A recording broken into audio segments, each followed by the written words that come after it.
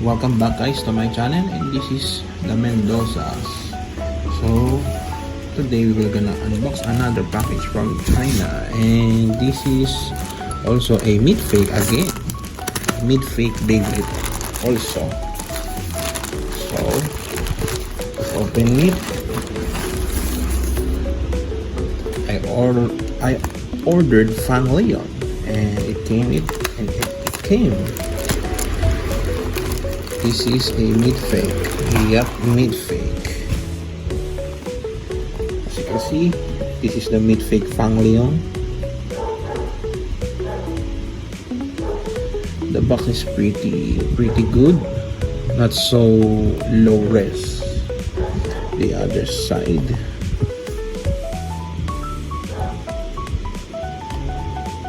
At the back. And the other side. So let's check the bay inside.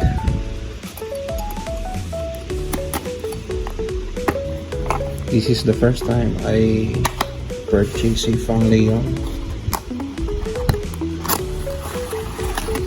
Okay, nothing follows.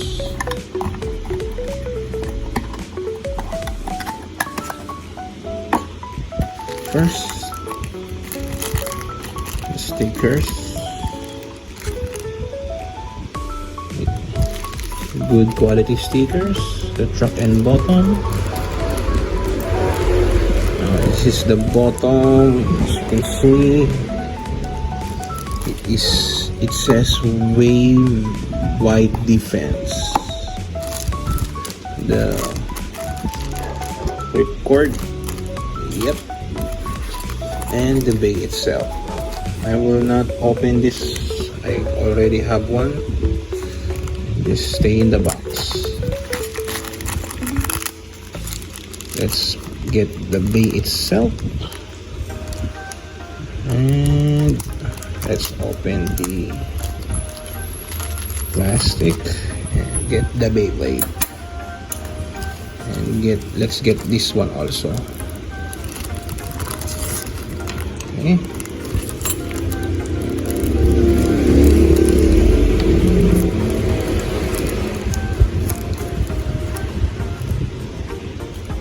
So this is the hearts. This is the metal wheel.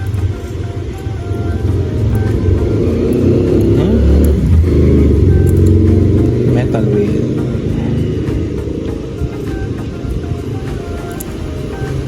I think it has only one mode.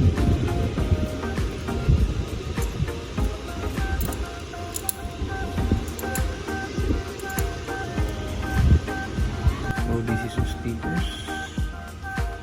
This is the sticker quality. It is not super low res quality. So let's use this sticker for the face bolt.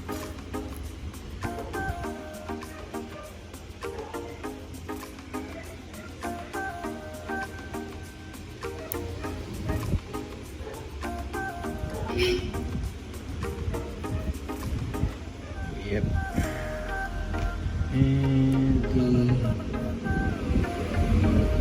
what's this? It has a noob mark.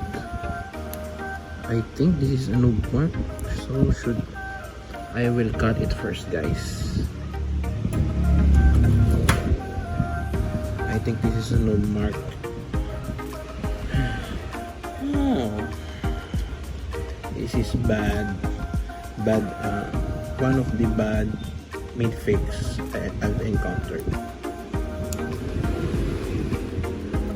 Okay. Now it's done, so let's put it together. Let's put it together.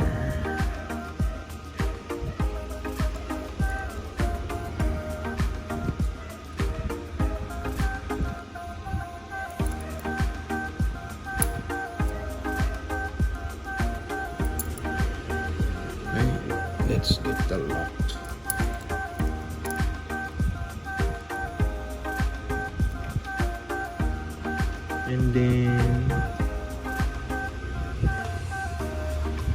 button. Let's lock it. Yep, it clicks. So there you have it, the Fang Leone Midfake Beyblade. It is a Midfake, very good Midfake. It says on the metal A1. Have a closer look. This is the bottom.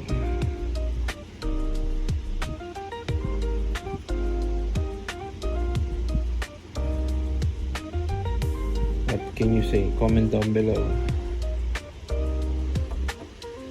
So there you have it, guys, my Midfake Fang Leone.